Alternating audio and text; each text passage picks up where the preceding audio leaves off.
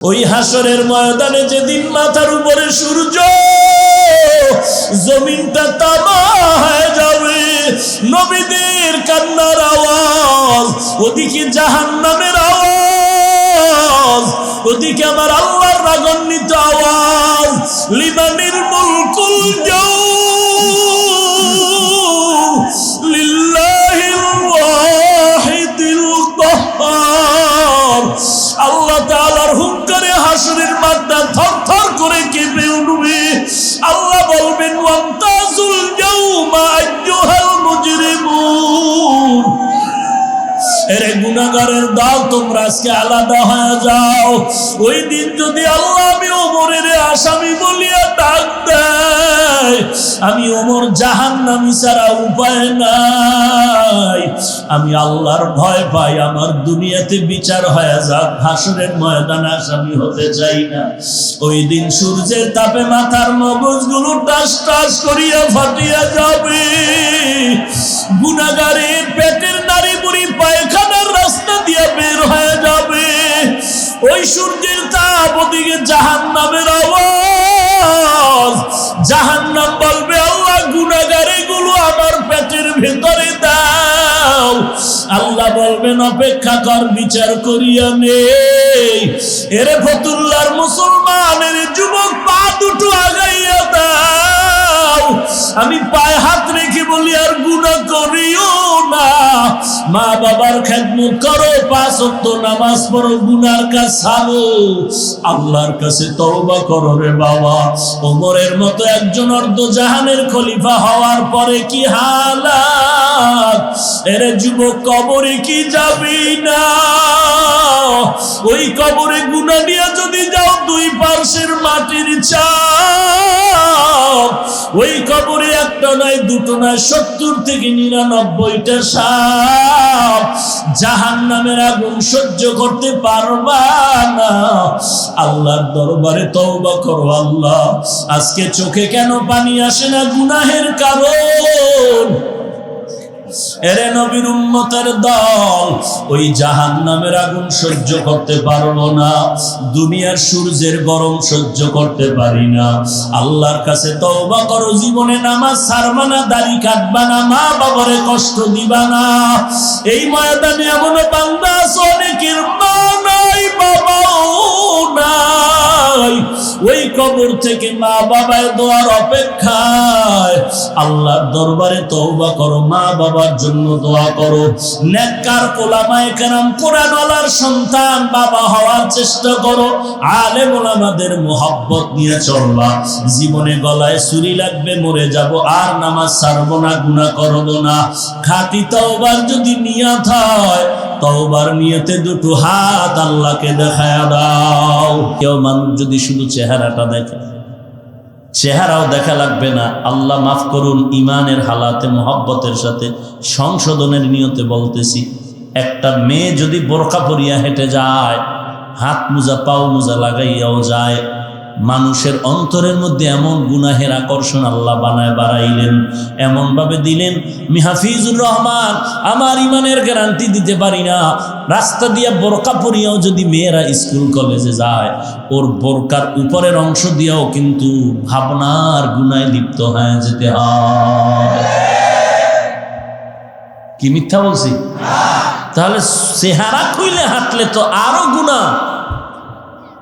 এখন যদি কেউ বলে মেয়েদেরকে মসজিদে ঢুকাও, তাহলে মেয়েরা যদি মসজিদের এক পার্শ্বে থাকে, কয়জন ইমানদার বলতে পারবে যে আমার মন ওদিকে যাবে না? আহা, কত উল্টা পাল্টা ফতোয়া দেয়া হচ্ছে। আল্লাহ সব ভাইকে হেফাজত করেন। এখন ডাইরেক্ট চেহারা দেখা আর টেলিভিশনে দেখা, টেলিভিশনও আমার চেহারা কেউ দেখলো, আর ডাইরেক্ট দেখা, দোনোটা। যারা আমাকে জীবনে সরাসরি দেখে নাই, কোনো পর্দায় যদি দেখে, আমার আকৃতি কি আলাদা দেখবে না একই দেখবে? কথা বলেন। তখন কি আমার উপরে তার আকর্ষণ, গুনাহের তৃপ্তি বাড়বে না কমবে? কথা বলেন না কেন? তাহলে আমার মতো বক্তা এরকম প্রজেক্টর দিয়া মহিলাদের প্যান্ডেলে যদি আমার চেহারাটা দেখায় দেয়, তাহলে কল্পনার সাগরে গুনাহ হবে কিনা? কথা বলেন। হবে। ইন্নাস সামআ ওয়াল বাসারা ওয়াল ফুআদ। তাহলে যদি এমন হয় যে নারীদের প্যান্ডেলে কোরআন হাদিসের বয়ানের প্রজেক্টর দিয়া যদি চেহারা দেখাইয়া শোনানো যায়, তো টেলিভিশন দেখলে সমস্যা কি? ফতুয়া তো এইটা, ওইটা না মাধ্যম। আসল ফতুয়া তো কয়েকদিন পরে বের হবে। টেলিভিশন দেখো, সমস্যা নাই। ঘরের মধ্যে টেলিভিশন ঢুকাও, সমস্যা নাই। ডিসেন্টিনার লাইন ঢুকাও, সমস্যা নাই। ওইটা বলার আগে ক্ষুদ্র ফতুয়া শুরু হয়ে গেছে। তো টেলিভিশনেও তো আমরা নারীর ছবি দেখি, অসুবিধা কি? নারীরা যদি আমারটা দেখে, তো আমি নারীরটা দেখবো। ওরে ইসলামের মূলনীতি এজন্য মোল্লা আগার ফতোয়া দেহাত মুফতি পয়দা কেসলিয়ে। তোমার মতো টাটকা টুটকা ছোট খাটো বয়ানে বসলেই যদি ফতুয়া দাও, তাহলে এদেশের মুফতিয়ানে কেরামদের ফতুয়ার ভ্যালু কি? তারা ঘোড়ার গাছ কাটবে বসে বসে।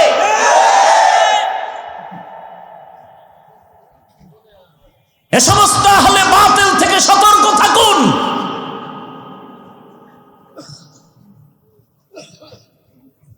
এই ইমাম ওলামা পরিষদ ফতুল্লাহ থানার বহু মুফতিয়ানে কেরাম, সরকারিভাবেও মুফতি বোর্ড আছে, ইসলামী ফাউন্ডেশন কর্তৃক আজও পর্যন্ত বাংলাদেশের কোন মুফতি বোর্ড এই ফতুয়া দেওয়ার সাহস পায় নাই যে টেলিভিশনে নারীদের চেহারা দেখা যাবে, নারীরা পুরুষের চেহারা দেখতে পারবে টেলিভিশনে। তাহলে ফতুয়া কেন? যে নারীদের মসজিদে ঢুকাও, মসজিদে ঢুকাইয়া এরপরে বা জামাত এক কাতারে এক জামাতে নামাজ হবে। উদ্দেশ্য কি? এই হলো হাদিস মানা। এজন্যই তো রাসূল বলেছেন, আমি উম্মতের কাছে কোরআন হাদিস রেখে যাইনি, উম্মতেরা ধরে রাখবা দুই জিনিস, কোরআন আর সুন্নাহ। পণ্ডিতি করতে গিয়া তো এই বিপদ যে আমরা কোনো ইমাম মানি না, মাযহাব মানি না। আল্লাহ বলেন মানতে হবে মুরব্বী, তুমি বলো মানবো না।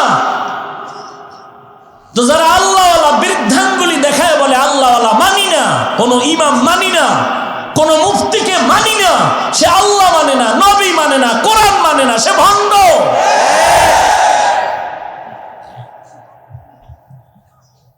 আল্লাহ বলেন আতিউল্লাহ ওয়া আতিউর রাসূল ওয়া উলিল আমরি মিনকুম ফাসআলু আহলা যিকরি ইন কুনতুম লা তা'লামুন ইয়া আইয়ুহাল্লাযীনা আমানুত্তাকুল্লাহা ওয়া কুনু মা'আস সাদিকিন ওয়া মান ইউতি'ইল্লাহা ওয়ার রাসূল ফাউলাইকা মা'আল্লাযীনা আন'আমাল্লাহু আলাইহিম মিনান নাবিয়্যিন ওয়াস সিদ্দীকিন ওয়াশ শুহাদা ওয়াস সালিহিন ওয়া হাসুনা উলাইকা রাফিকা। এই চার দল তোমাদের চূড়ান্ত ভালো বন্ধু, আল্লাহ বলেন। আল্লাহওয়ালার কথা নাই, আল্লাহওয়ালার কথা তো আল্লাহ কোরআনে বলেছেন, রাসূল বুখারীতে বলেছেন। কত কঠিন কথা হাদিসে কুদসিতে আল্লাহ বুখারীর মধ্যে নবীর মাধ্যমে বলায় দিলেন। মান আদালি ওয়ালিয়ান ফাকাদ আযানতুহু বিল হারব। যে আমার কোন ওলি এর সাথে দুশমনি করবে, তার সাথে আমি আল্লাহ যুদ্ধ করার জন্য রেডি। এক বচনে ওলি, বহু বচনে আউলিয়া। আলা ইন্না আউলিয়া আল্লাহ লা খাউফুন আলাইহিম ওয়া লা হুম ইয়াহজানুন। কোরআনের আয়াত, আল্লাহ হাদিসে বলছেন ওলি, এই ওলিদেরকেই বহু বচন দিয়া বলছেন কোরআনের আউলিয়া। ও আউলিয়া কেরাম, কোনো ভয় নাই। দুইটা গুণ নিয়ে সামনে আগাও, আল্লাযীনা আমানু ওয়া কানু ইয়াত্তাকুন। এক নম্বরে পরিশুদ্ধ ঈমান, দুই নম্বরে তাকওয়ার পুঁজি নিয়ে সামনে আগাও। যদি এই দুইটা গুণ নিয়ে আগাইতে পারো, আমি আল্লাহ তোমাদেরকে আর একটা নেয়ামত দান করবো, আলাদা শক্তি, এটা অন্যরা পাবে না। ইয়া আইয়ুহাল্লাযীনা আমানু ইন তাত্তাকুল্লাহ ইয়াজআল লাকুম ফুরকানা। আমি আল্লাহ তাদের ফুরকান দান করব। ফুরকান মা মানাল ফুরকান হুয়া নূরুম মিন ইলাহি, আল্লাহর পক্ষ থেকে একটা নূর। কি করবে এই নূর দিয়া? আল্লাহর ওলি বলে মা ফুররিকা বিহি বাইনাল হাক্কি ওয়াল বাতিল, ওই ফুরকান দিয়া বান্দা হক বাতিল নির্ণয় করে হকের পক্ষে চলবে, আসান হয়ে যাবে।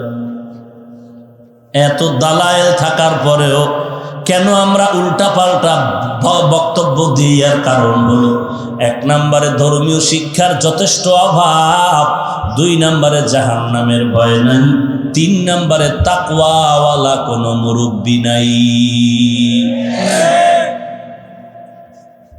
নিজে নিজে পণ্ডিতি যারা করে এদের ধ্বংস অনিবার্য।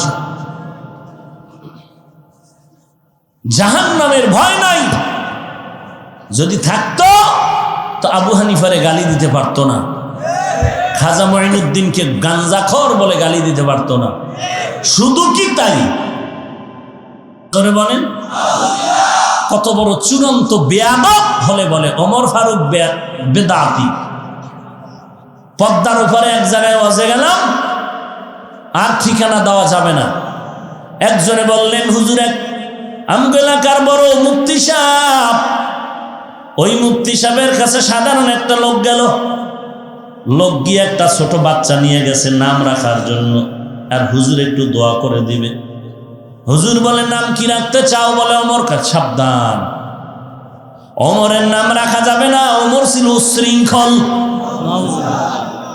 ওই এলাকার বড় মুফতি সাহেবের বয়ান, বড় মুফতি সাহেব কয় ওমর ছিল উচ্ছৃঙ্খল, এই নাম রাখা যাবে না। এবার বুঝেন। আচ্ছা, আমাকে আপনারা সহজ একটা জবাব দেন, সাহাবায়ে কেরামদের থেকে বড় মুফাসসির এই জমিনে কেউ আছে?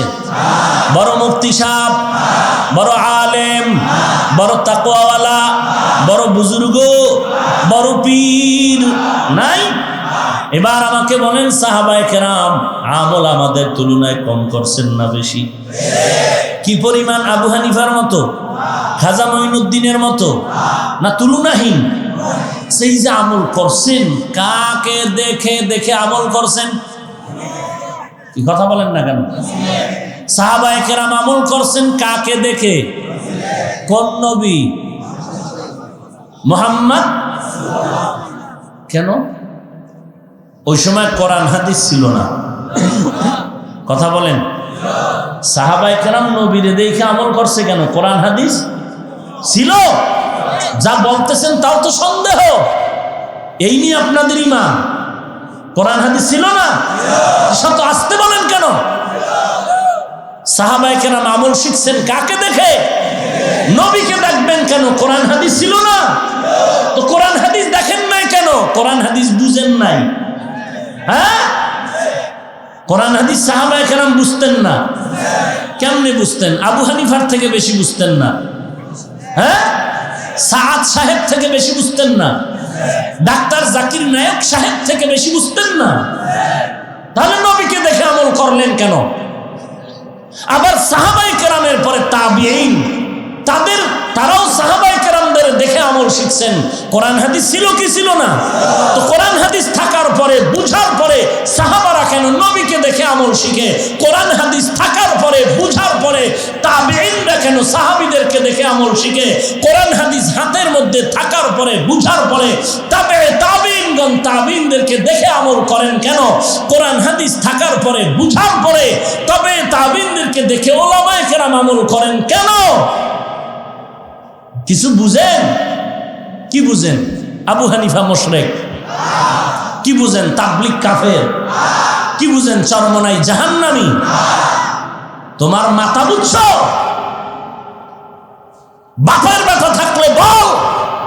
কোরআন হাদিস থাকার পরে, বুঝার পরে সাহাবায়ে কেরাম নবীকে দেখে আমল শিখলেন কেন? শুধু দেখিয়া না, নবী বলেন সাল্লু কামা রাআইতুমুনি উসাল্লি, আমাকে দেখে তুমি শিখো। কেন? কিয়ামত পর্যন্ত এমন একদল আসবে যারা আমি নবীকে পাবে না, সাহাবায়ে কেরামদেরকেও পাবে না। কিয়ামত পর্যন্ত আমি নবী থাকবো না, সাহাবায়ে কেরাম থাকবেন না। ওই সময় কোরআন হাদিস এখনো আছে, এরপরও কেন আমারে দেখি আমল করে। ওই সময় একদল উম্মত থাকবে আমার দৃষ্টিতে, তারা উলামা, আল উলামা ওয়ারাসাতুল আম্বিয়া। উলামায়ে কেরাম আমি নবীর ওয়ারিস, এই কথা বলিয়া নবী ইঙ্গিত কেন করলেন? ওলামাদের এত মর্যাদা কেন দিলেন? যদি ওলামায়ে কেরাম যেই উম্মতেরা কোরআন হাদিস থাকার পরও সাহাবায়ে কেরাম বুঝছেন, জানছেন, এরপরও আমল নবীরে দেইখা করলেন। তাবেঈনরা কোরআন হাদিস পাইয়াও বুঝিয়াও সাহাবায়ে কেরামদের দেখে আমল করলেন। আর আপনারা আমরা তো বুঝি না, ভালো করে কোরআনও বুঝি না, হাদিসও বুঝি না। তো আমাদের জন্য কি উপায়? বলে তোমরা উলামায়ে কেরামদের দেখে দেখে আমল করো। কারণ কিয়ামত পর্যন্ত নবী থাকবে না, আবু বকর, ওমর, ওসমান, সাহাবারা থাকবে না। কিয়ামত পর্যন্ত থাকবেন একমাত্র উলামা। সাহাবায়ে কেরাম কত বুঝছেন, ওই পরিমাণের 1000 ভাগের 1 ভাগ তো আমরা বুঝি না। আমাদের কি পরিমাণ মুরব্বী মানা দরকার। আর সেখানে বলে না আমি সব বুঝছি, সব বুঝছি, আমি কার কাছে যাব বুঝার জন্য? কাতার, কুয়েত, ওমান, সৌদি ঘুরে বাংলা হাদিস লইয়া দেশে আইয়া মসজিদের ইমাম সাহেবের পিছনে নামাজ পড়ে না, কয় না মুশরিক হয়ে গেছে। কেন? কয় বুকের উপরে হাত বাঁধে না, জোরে আমিন কয় না। এরকম বেয়াদব নাই আছে? তোমার বুকে হাত আর নাবির নিচের হাত নিয়ে তো ঝামেলা নাই। তুমি ইমাম সাহেবরে মুশরিক বলো, এই দুঃসাহস কে দিল তোমাকে? কোন বেঈমান দিয়েছে তোমাকে বলো? তুমি নামাজ না পড়লেও তো আমগো কোনো কিলাকিলি নেই। তোমার কবরে তুমি যাবা, তোমার ফিডা তুমি খাওয়া, কিন্তু ইমামকে গালি দেওয়ার সাহস কে দিল তোমাকে? আল্লাহ তাআলা এই জন্য আয়াতের মধ্যে 2 বিষয় আলোচনা করলেন। 1 নম্বরে আল্লাহকে ভয় করো, 2 নম্বরে জবানের হেফাজত করো। আর একটু যাব সামনে। ইয়া আইয়ুহাল্লাযীনা আমানুত্তাকুল্লাহা আকুলু কাওলান সাদীদা। যাদের মধ্যে আল্লাহর ভয় তাদের 6টা গুণ। 2 নম্বর গুণ নামাজ কায়েম করো। নামাজ কায়েম করো। বছরে কয়বার? বছরে 2 বার। ওই যে 2 ঈদের নামাজ, তো সপ্তাহে 1 বার। শুক্র আলীর শুক্রবারের নামাজ। এই না উঠেন কেন? কি এই লামা যাবিয়ারা তা উঠে খা? পলিথিন লিয়ে বইবেন, প্রস্রাবনে বয়ে বয়ে করবেন। আর দীর্ঘ টাইম বসার অভ্যাস না থাকলে বাইরে দাঁড়ায় থাকবেন। ভিতরে ঢুকে ডিস্টার্ব করেন কেন? আল্লাহ সবাইকে হেদায়েত দান করুন। আমিন।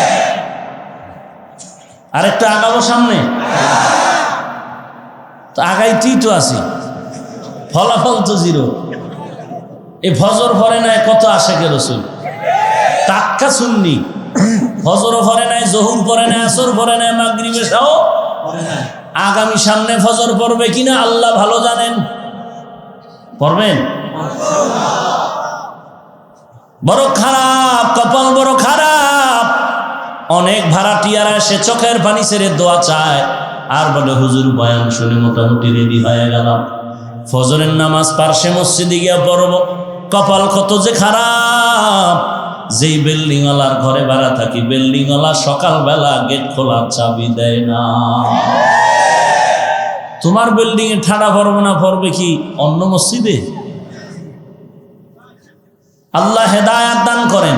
আমিন। বরং তোমার উচিত নামাজি বান্দা তোমার ঘরের ভাড়াটিয়া শুকর আদায় করা দরকার।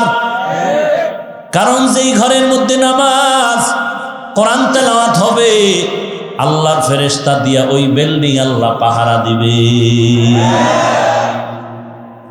মুত্তাকিনদের 6 গুণের 2 নাম্বার গুণের নাম 5 ওয়াক্ত নামাজ। সপ্তাহে একবার, তাহলে দৈনন্দিন 5 বার। যারা শুধু 5 ওয়াক্ত নামাজ না পড়িয়া জুমার নামাজ পড়ে এদেরকে নামাজি বলা যাবে না, গুনাহ হবে। এরা কেউ নামাজি না, এরা টাটকা বেনামাজি। ওরে নবীর উম্মতের দল, দৈনন্দিন 5 বেলার নামাজ আদায় করো, 1 বেলার নামাজে 20 মিনিট করিয়া সময় দাও। এরকম 5 বেলার নামাজে আধা ঘন্টা করে ধরলেও তো 2.5 ঘন্টা সময় যায়। বাকি 24 ঘন্টা তোর মনের মতো ঘুমা। 2.5 ঘন্টা দিয়া মাওলার হাজিরা দে, 5 ওয়াক্ত নামাজ পড়। আল্লাহ কেমন খুশি হবে জানো? এই 5 বেলার নামাজের বিনিময়ে 50 ওয়াক্ত নামাজের সওয়াব দিবে। মকুন সুসুতি নামাজে পাঞ্জগানা ফাওয়াইলুল লিল মুসাল্লিনা আল্লাযিনা মুমিনারা ইনামাজে ইমদাদে দা ইস্তাইনু আয়াতে কুরআন আয়াতে কদ আফলাহারা ইয়াদিকুম গামরুকুম দর মানিয়াজ দে এ নবী উম্মতেরে জানায় দেন, এশার নামাজ যদি কেউ জামাতে পড়ে ঘুমাও, আর ঘুম থেকে উঠে যদি বান্দা ফজরের নামাজ আদায় করতে পারো, ঘুমাইয়া যেই সময়টা কাটাইলি ওই সময়টাও নেকের পাল্লায় ওজন দেওয়া হবে। একটুখানি নেকের তরে রোজ হাসরের মাঠেতে বাবা ঘুরবে ছেলের পিছে, ছেলে বাবার আগেতে।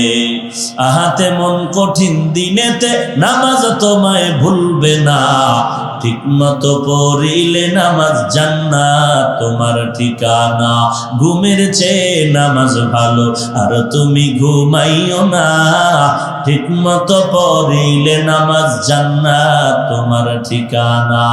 আমার প্রাণের ভাই বোনেরা জলদি করে উঠে যাও, ওযু করে তাড়াতাড়ি নামাজ পড়তে লেগে যাও। আহা নবী বেনামাজির শাফাআত করিবেন না, ঠিক মতো পড়িলে নামাজ জান্নাত তোমার ঠিকানা। ঘুমের চেয়ে নামাজ ভালো আর তুমি ঘুমাইও না, ঠিক মতো পড়িলে নামাজ জান্নাত তোমার ঠিকানা। কয়বার নামাজ? 5 ওয়াক্ত নামাজ। ও যুবক, তোমার মতো যুবক স্কুল কলেজে পড়ে 5 ওয়াক্ত নামাজ পড়ে আছে না নাই? র‍্যাব, আর্মি, পুলিশ, বিডিআরের চাকরি করে, কোটি টাকার ব্যবসা করে, 5 ওয়াক্ত নামাজি আছে না নাই? নামাজ ছাড়িও না রে বাবা। নবী বলেন বেঈমানের মাঝে আর মুমিনের মাঝে পরিচয় হলো নামাজ। বেঈমানেরা নামাজ পড়ে না, মুমিনেরা নামাজ ছাড়ে না। আজান শুনে আসো যারা বিছানায়, তাদের জন্যে কাঁদেন নবী মদিনায়, তাদের জন্যে কাঁদেন নবী মদিনায়। সেই নবীর জন্য কি মায়া লাগে না, সেই নবীর জন্য কি মায়া হবে না। হায়রে মানুষ মসজিদে কেন আসো না, হায়রে উম্মত নামাজ কেনে পড়ো না। আমার নবী অসুস্থ, এরপর কষ্ট করে করে গিয়া নবী জামাতে শরীক হয়ে গেলেন। বান্দা তুমি দাঁড়াইয়া নামাজ পড়তে যদি না পারো, বসে বসে নামাজ আদায় করো। বসিয়াও যদি না পারো বান্দা, তুমি শুয়া শুয়া ইশারায় নামাজ পড়ো, বাদ দিও না। এরে আম্মা জান, যতই অবস্থায় থাকো না কেন, হালাল অবস্থার উপরে নামাজ বাদ দেওয়া যাবে না। বাচ্চা তোমার গর্ভ থেকে দুনিয়াতে মাথায় এসে গেল, এখনো বাকি অংশ বাইরে বাইরে নেই। এমত অবস্থায় যদি তোমার হুঁশ থাকে, জ্ঞান থাকে, ইশারায় নামাজ পড়ো, তারপরও নামাজ বাদ দেওয়া যাবে না। সমুদ্রের ভেতরে তুমি আছো একা, নৌকা ডুবে গেল, এমত অবস্থায় তোমার হুঁশ যদি থাকে, ইশারায় নামাজ পড়ো, তারপরও নামাজ বাদ দিও না রে বাবা। মুসলমানের পরিচয়, মুমিনের পরিচয়, এরা নামাজ বাদ দিতে পারে না। এরে নবীর উম্মতের দল, নামাজটা পড়তে গিয়ে তুমি দাঁড়াইয়া হিসাব করো, তুমি মাওলার দরবারে দাঁড়ায় গেছো। হযরতে আলী রাদিয়াল্লাহু তাআলা আনহু নামাজের ওযু করার সময় চেহারার পরিবর্তন হয়ে যাইত। কি ব্যাপার আলী? বলে দুনিয়ার কোন আসামি আদালতে যদি হাজিরা দেওয়ার তারিখ শুনে আগামীকাল, আর জেলখানায় যাওয়ার অর্ডার হইতে পারে, অরেন হতে পারে, তখন কিন্তু আগের রাত্রে ঘুম নাই, খানা নাই, কালকে জানি কি রায় হইয়া যায়। ওরে সকল রাজা, রাজা আমার রাজা দিরা, শাহেনশাহ আমার আল্লাহ, ওই আল্লাহর বাড়িতে যখন হাজিরা দিতে যাও, তখন অন্তরে কেমন ভয় থাকা দরকার। যদি এই ভয় নিয়ে মুসল্লিরা মসজিদে যাইতা, পুরান জামা কাপড় নিয়ে মসজিদে হাজির হতে পারতা না। আলমিরার দামি দামি জামা এগুলো নেয় না, ময়লা লাগবে, এগুলো বেয়াই বাড়ি যাইব। আর আল্লাহর ঘর নামাজে যায়, ময়লা জামা কাপড় নিয়ে নামাজে যায়। ওরে বান্দা, নামাজে যাও, তোমার নতুন পোশাক পরে যাও, যেই পরিমাণ তুমি আল্লাহকে মোহাব্বত করবা, ওই পরিমাণ তুমি পাইবা। মা তাদিনু তুদানু, যেমন কর্ম তেমন ফল। আর এখন কি নামাজে ইউনিয়ন চেয়ারম্যান একজন, আর মসজিদে চেয়ারম্যান 13 জন, চেয়ার নিয়ে সব বয়া রয়েছে, দুই সাইডে চেয়ারম্যানেরা আছে না নাই? কি ভাব! তাও কত সোফার সিস্টেমে হেলান দিয়া দিয়া। কিসের জুমার বয়ান? খতিব সাহেব বয়ান করে, চেয়ারম্যানে ঘুমায়। যখন একামত হইল, নামাজে দাঁড়ায় গেল, এক চেয়ারম্যানের নামাজ হয়েছে। কথা বলেন না কেন? চেয়ারম্যান ঘুমায় না? ঘুমাইলে অজু থায়নি, তা বিনা অজুতে নামাজ পড়লে টাটকা হাজি। হ্যাঁ, এই হালাত। ওরে বান্দা, নামাজ যদি তুমি দাঁড়াইয়া না পারো, বসিয়া পড়ো, মাটিতে বসো, চেয়ার কেন? যদি বলো হুজুর পাও ভাঁজ করতে পারি না, কেবলার দিকে পাও দুইটা সোজা কইরা দাও, এরপরে বসো। নবী কয় এইভাবে পড়ো। তোমার পণ্ডিতি কেন? নবী যদি সুযোগ দেয়, তোমার পণ্ডিতি কেন? যে মাটিতে বইয়া পাও যদি বাঁকা করতে না পারো, সোজা করে কেবলার দিকে ফিরায় দাও, এরপরে ইশারায় পড়ো। সেজদা যদি মাটিতে দিতে না পারো, বালিশ দিয়ে লও, অথবা কাঠ দিয়ে কাঠের উপরে কপাল ঠেকাও। এরপরেও যদি তুমি মনে করো চেয়ার লাগবে, তো হেলান দেওয়া কেন? তুমি হেলান ছাড়া বসো, একটা মরা মরা টুলের উপরে বসো, আল্লাহর কাছে বিনয়ের সাথে থাকো। একেলে চেয়ারে হেলান দিয়া বয়ে বয়ে ঘুমায়, আর কি বাপ! এরপরও তুমি সামান্য টুলির উপরে বসবা। কিন্তু ইমাম সাহেব যখন কেরাত পড়বে প্রথম তাকবীর দিয়া, তখন তুমি বসবা না, তোমার দাঁড়ানোর শক্তি থাকলে দাঁড়ায় দাঁড়ায় ইমামের সাথে কেরাত শুনবা।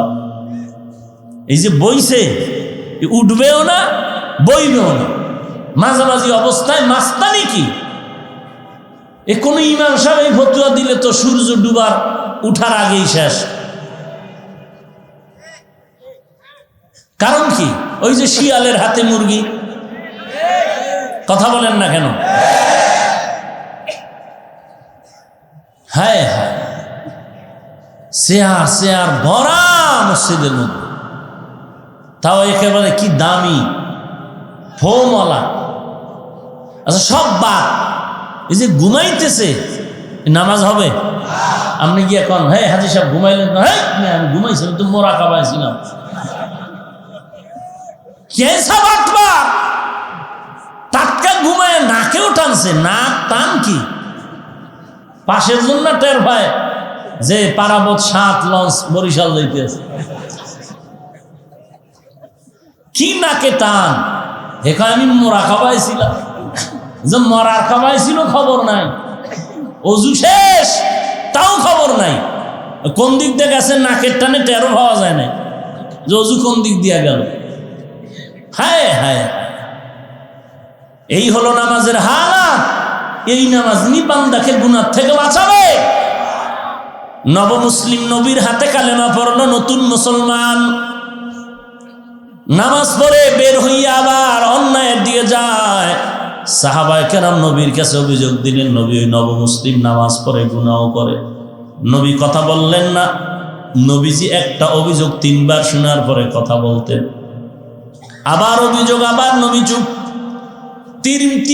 তৃতীয়বার যখন অভিযোগ আসলো, নবী বললেন, তোমরা কিছু বলবা না, নবমুসলিমকে কিছু বলিও না, তার নামাজ যেদিন ঠিক হয়ে যাবে সে গুনাহ থেকে বেঁচে যাবে। তার নামাজ এখনো ঠিক হয় নাই। বলে নামাজ ঠিক হবে কেমনে? বলে নামাজের দিক 2টা, একটা হলো জাহিরি আর একটা বাতিনি। জাহিরি দিক ঠিক হওয়ার পরে এরপর বাতিনি দিক ঠিক হতে হবে। জাহিরি দিক ঠিক নাই, অজু ইস্তেঞ্জায় গিয়া ঠিক মতো পরিচ্ছন্ন হতে পারে কিনা খবর নেই। এরপরে অজু ঠিক হবে। অজুর মধ্যে যদি চুল পরিমাণ চেহারার অংশ শুকনা থাকে অজু হবে না। হাতের কোন পর্যন্ত ধুইতে গিয়া যদি চুল পরিমাণ শুকনা থাকে তো অজু হবে না। এই সমস্ত জিনিসগুলো দেখিয়া দেখিয়া পরিপূর্ণতা যখন আসবে তারপরে রুকু সেজদা তসবিহ তাহলিল কেরাত পরে সব অশুদ্ধ, সব অশুদ্ধ। নামাজ ভঙ্গের যত কারণ আছে এর মধ্যে 1 নম্বর কারণ কেরাত অশুদ্ধ হলে নামাজ হবে না। হ্যাঁ, ওই ব্যক্তির অশুদ্ধ কেরাতে নামাজ হবে যেই বান্দা শুদ্ধ করার জন্য চেষ্টা করে। আপনি তো চেষ্টাও করেন না। আরে বাপরে বাপ, আমি মসজিদের অমুক দায়িত্বশীল, আমি যদি ইমাম সাহেবের বলি, ইমাম সাহেব আমার আত্মাহিয়াত আমি পারি কিনা দেখেন, তাহলে আমার এই সভাপতির পদ না থাকাই ভালো। ইমামের কাছে গিয়ে আমি যদি বলতে পারি আমি ভুল, আর ইমাম সাহেব যদি জানে আমি সভাপতির কেরাত ঠিক নেই, তো আমার অভয় কি হবে? এই যে অহংকারী অন্তরে শয়তানের ধোকা, এই ভুল নামাজ দিয়েই বান্দা চলতেছে। এই কারণে বান্দার নামাজের মধ্যে খুশু নাই, খুজুর নাই। এই কারণে বান্দার গুনাহ থেকে বাঁচতে পারে না। নামাজ পড়ে আবার বাহিরে গিয়া গুনাহের কাজও করে। আল্লাহ বলেন 6টা গুণ যাদের মধ্যে থাকবে তাদের মুত্তাকি বলে পরিচয় লাভ হবে। 2 নম্বর 5 ওয়াক্ত নামাজ। 3 নম্বর আল্লাহর দেওয়া সম্পদ আল্লাহর রাস্তায় ব্যয় করা। যাকাত তো আছেই, সবসময় দান সদকা করো। আল্লাহ নবী বললেন, আমি যুদ্ধের ময়দানে যাব, সবাই আল্লাহর পথে দান করেন।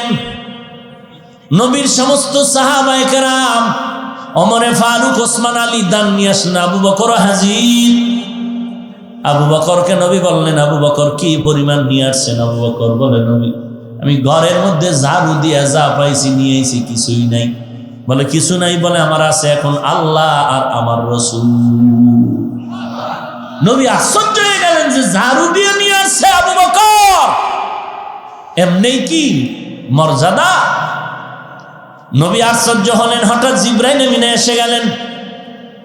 জিবরাইল এসে বলেন, নবী আল্লাহ নিজে স্পেশাল আবু বকরকে সালাম পাঠিয়েছেন, আর আল্লাহ জানতে চায় আপনি বলেন আবু বকর এই মুহূর্তে খুশি নাকি বেজার? নবী বলেন, আবু বকর আল্লাহ আপনাকে ডাইরেক্ট সালাম দিয়েছেন, আপনি এই মুহূর্তে খুশি না বেজার আল্লাহ জানতে চায়। আবু বকর জবাব না দিয়া কান্না শুরু করলেন। নবী বলেন, কাঁদেন কেন? জবাব দেন। আবু বকর বলেন, নবী আমি ছিলাম জাহান্নামের আসামি। মক্কার মানুষ আমারে কে জানতো আর কে চিনত? আজকে আমি আনন্দে হাসতে কাঁদতেছি, কারণ আমার আল্লাহ নাকি আমাকে ডাইরেক্ট সালাম দিয়েছে। আমার কপাল কত ভালো। এই কান্না আমার বড় আনন্দের কান্না, আবার ভয়ও লাগে কিয়ামতের ময়দানে আমি আবু বকরের কি উপায় হবে।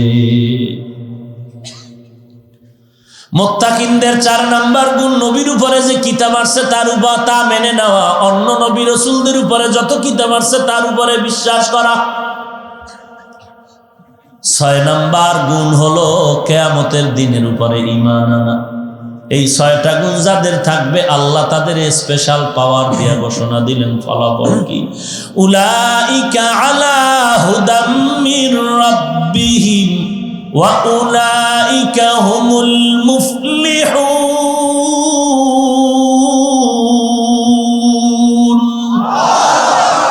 আল্লাহ তাআলা ঘোষণা দিলেন তারা হেদায়েত প্রাপ্ত জান্নাতের মেহমান।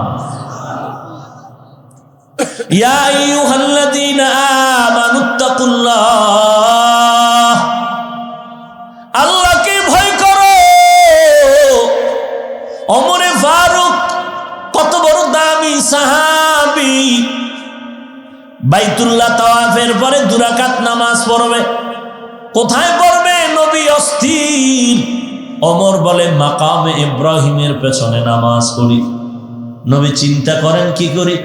হঠাৎ করে জিবরাইল আমিন নবীর কাছে এসে বললেন, নবী আপনি চিন্তা করা লাগবে না, ওমরের মতের সাথে আল্লাহ একমত হয়েছেন, আপনিও ওমরের মতটাকে মেনে নেন।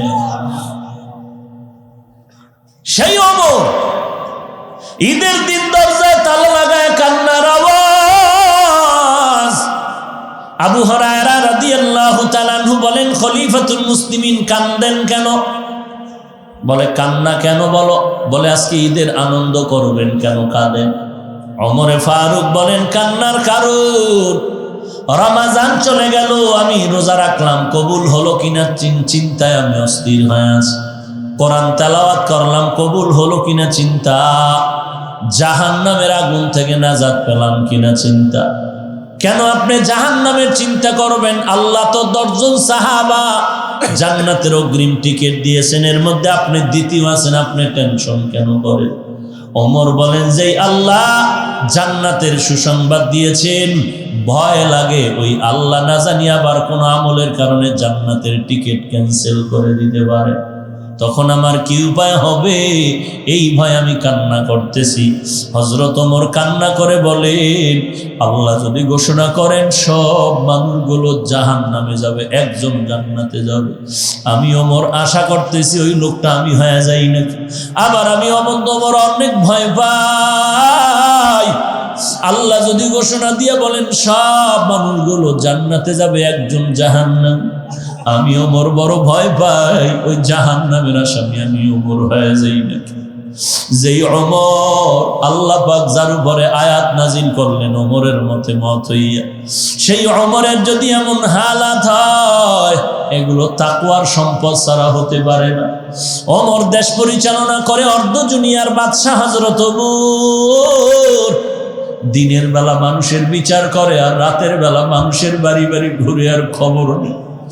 আমার এলাকার মানুষের কি হালাত, এক এলাকায় গিয়ে দেখে জঙ্গলের কিনারায় আগুন। হযরত ওমর দূরের থেকে তাকায় দেখতেছে একটা বৃদ্ধা মহিলা আগুন জ্বালায় কি যেন করে, আর আশেপাশে ছোট ছোট বাচ্চাগুলো শুয়া শুয়া আছে, ঘুমায়। হঠাৎ একটা বাচ্চা ঘুম থেকে উঠিয়া বলে, আম্মু খানা দাও, পেটে ক্ষুধা। মা বৃদ্ধা মহিলা ডাক দিয়ে কয়, বাবা ঘুমাও, খানা রেডি হচ্ছে। ওমর সালাম দিয়া কিনারায় গিয়া বলে, আম্মা জান আপনি কি করেন? বলে কে তুমি? বলে আমি একজন যুবক মানুষ, খবর নিতে আসছি কি হালাত। এইবার বৃদ্ধা মহিলা ডাক দিয়া বলে, রে যুবক ভাই, তোমার কাছে আমি কি বলবো, অন্তরে আমার দুঃখ। একটা পাত্রের মধ্যে পানি নিয়ে গরম করি আর বাচ্চাদের আমি বুঝাইতেছি একটু অপেক্ষা কর, খানা রেডি হচ্ছে। আসলে এইভাবে তো একদিন চলে গেল, এক রাত চলে গেল, আমার পেটেও খানা নাই, বাচ্চাদেরও খানা দিতে পারি না। ওরা ক্ষুধার তৃষ্ণায় মাটিতে পড়িয়া কান্না করে ঘুমায়। আমার দেশের নাকি প্রধান দায়িত্বশীল হযরত ওমর, আমি ওমরের বিরুদ্ধে দুনিয়াতে না হয় আল্লাহর আদালতে আমি মামলা দায়ের করব। আমরা এত কষ্টে আছি, ওমর কেন আমাদের খবর নিল? ওমর নিজের পরিচয়টা গোপন রাইখা দাঁড়ায় দাঁড়ায় শুনতেছে। ওমর বলে, আম্মা জান অপেক্ষা করেন, দেখি কিছু করতে পারি নাকি। ওমরের সাথে একটা গোলাম আসলামকে নিয়ে বাইতুল মাল অর্থ মন্ত্রণালয়ে চলে গেল। আটার একটা বস্তা রেডি করিয়া ওমর ডাক দিয়া কয়, ও আসলাম, ওই বস্তাটা আমি ওমরের মাথায় তুলিয়া দাও। আসলাম বলেন, খলিফাতুল মুসলিমিন কি বললেন? এই বস্তা কি আপনার মাথায় দেওয়া সম্ভব? আমি গোলাম আসলামের মাথায় তুলিয়া দেন। ওমর ডাক দিয়া কয়, রে আসলাম, তুমি কি চাও আমি হাসরের ময়দানে আসামির কাঠগড়ায় দাঁড়ায় যাব? বলে, না না, চাই না। বলে, তো আমার দায়িত্ব পালনের সুযোগ দাও। আটার বস্তা আমার মাথায় তুলিয়া দাও। আসলাম ওমরের কথায় না পেরে আটার বস্তা এখন ওমরের মাথায়। অর্ধ জাহানের খলিফা ওমর আটার বস্তা নিয়ে সামনে হাঁটে, গোলাম আসলাম পেছনে পেছনে অনুসরণ করে। ঘরের কিনারায় গিয়া বলে, আম্মা জান, আপনি ভিতরে গিয়া বসেন। হযরত ওমর আটা বের করিয়া নিজের হাতে রুটি বানানো শুরু করিয়া দিয়েছে। ওমর আটা বের করে নিজ হাতে রুটি বানায়। এ হলো অর্ধ দুনিয়ার রাষ্ট্রনায়ক, এ দেশ পরিচালনা করে ওমর। রুটি বানায়া এরপরে আটার বস্তা নিরাপদে রেখে ওমর ডাক দিয়া কয়, আম্মা জান, আপনি রুটি খান, বাচ্চাদের দেন, আটা রেখে গেলাম, আবার শেষ হওয়ার আগে চেষ্টা করব খবর নেওয়া। এইবার মহিলা আল্লাহর দরবারে মোনাজাত করতেছে।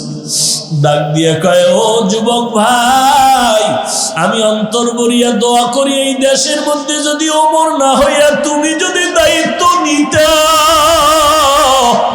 এই দেশটা বেহেশতের বাগান হয়ে যাইত।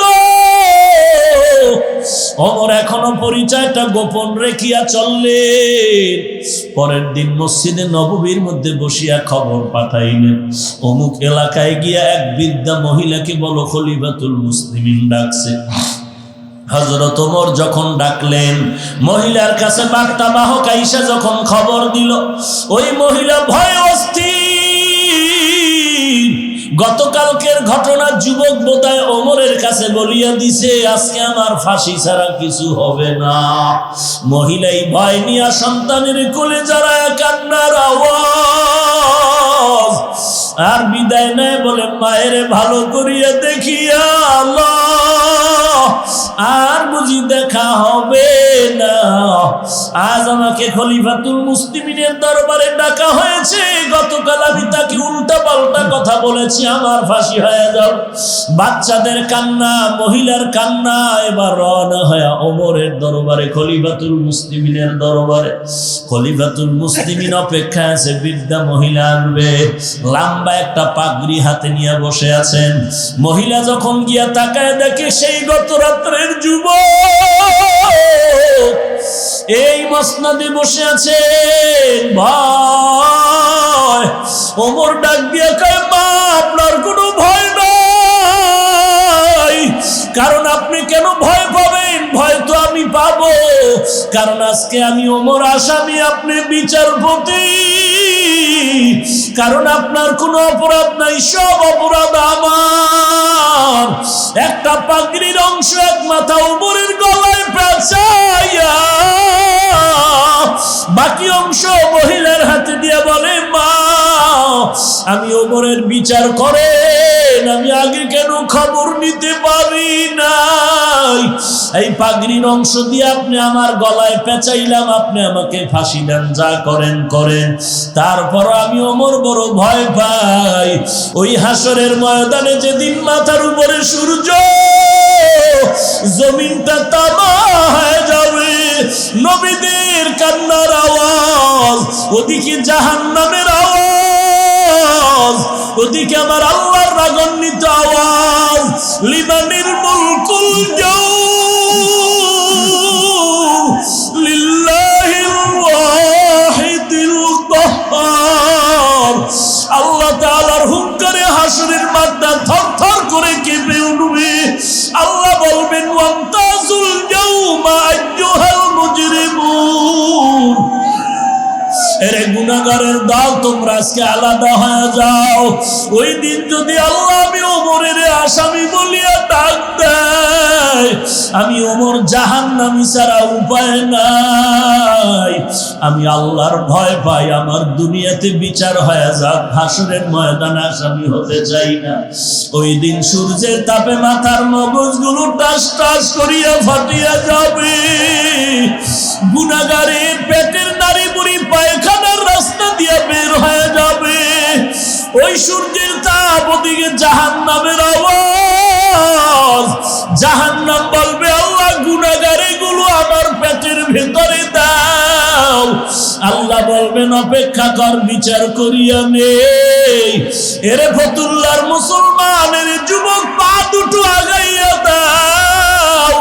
আমি পায়ে হাত রেখে বলি, আর গুনাহ করিও না। মা বাবার খেদমত করো, 5 ওয়াক্ত নামাজ পড়ো, গুনার কাজ ছাড়ো, আল্লাহর কাছে তওবা করো রে বাবা। ওমরের মতো একজন অর্ধজাহানের খলিফা হওয়ার পরে কি হালাত! এরে যুবক, কবরে কি যাবি না? ওই কবরে গুনাহ নিয়ে যদি যাও, 2 পার্শ্বের মাটির চাপ। ওই কবরে একটা নয়, দুটো নয়, 70 থেকে 99টা সাপ। জাহান্নামের আগুন সহ্য করতে পারবা না। আল্লাহর দরবারে তওবা করো। আল্লাহ, আজকে চোখে কেন পানি আসে না? গুনাহের কারণ। এরে নবীর উম্মতের দল, ওই জাহান্নামের আগুন সহ্য করতে পারলো না, দুনিয়ার সূর্যের গরম সহ্য করতে পারি না। আল্লাহর কাছে তওবা করো, জীবনে নামাজ ছাড়বা না, দাড়ি কাটবা না, মা বাবারে কষ্ট দিবা না। এই ময়দানে এমন বান্দা আছে, অনেকের মা নাই, বাবাও নাই। ওই কবর থেকে মা বাবার দোয়ার অপেক্ষায়। আল্লাহর দরবারে তওবা করো, মা বাবার জন্য দোয়া করো। নেককার ওলামায়ে কেরাম, কোরআনওয়ালার সন্তান, বাবা হওয়ার চেষ্টা করো। আলেম ওলামাদের মোহাব্বত নিয়ে চলবা। জীবনে গলায় ছুরি লাগবে, মরে যাব, আর নামাজ ছাড়বো না, গুনাহ করবো না। খাঁটি তওবার যদি নিয়ত হয়, তওবার নিয়তে দুটো হাত আল্লাহকে দেখায়া দাও। আয় আল্লাহ, সবার হাত কবুল করে নেন। আয় আল্লাহ, তওবা কবুল করে নেন। তওবার উপরে মজবুত হয়ে চলার তৌফিক দান করেন আল্লাহ। তাকওয়াওয়ালা জিন্দেগি দান করেন আল্লাহ। জবানকে গুনাহের থেকে হেফাজত করার তৌফিক দান করেন আল্লাহ। নবীজির সুন্নাতওয়ালা জিন্দেগি দান করেন। আয় আল্লাহ, বেশি বেশি নেক আমল করার তৌফিক দান করেন। আয় আল্লাহ, গুনাহের প্রতি ঘৃণা জমায়ে দেন। আয় আল্লাহ, গুনাহের প্রতি ঘৃণা জমায়ে দেন। মোবাইলের গুনাহের থেকে হেফাজত করেন। মোবাইলের গুনাহের থেকে হেফাজত করেন। মোবাইলের গুনাহের থেকে হেফাজত করেন আল্লাহ। তওবার উপরে মজবুত হয়ে চলার তৌফিক দান করেন। আমিন।